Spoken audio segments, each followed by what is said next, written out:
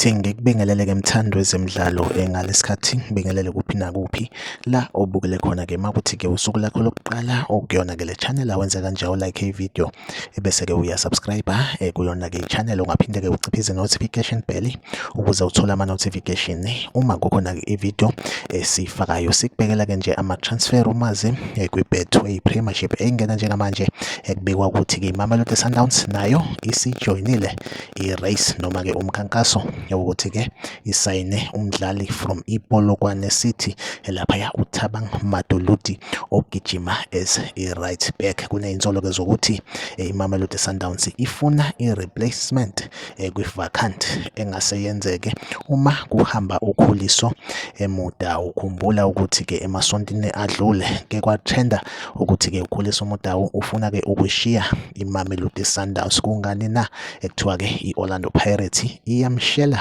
ukhuliso eMudau ifuna-ke azojoyina wona-ke amabhakabhaka. Okungenzeka sibone-ke iMamelodi Sundowns isayina uThabang Maduduzi mhlambe ne-Orlando Pirates-ke isayine ukhuliso eMudau. Iyona update engiphethe-ke njengamanje. Like ividiyo usubscribe kuyona-ke i-channel. Mina nawe ngizohleze ngikhona ngulethela-ke ama-transfer news kwi-Betway Premiership. Okwamanje-ke ividiyo yethu asibambe la, nisale kahle.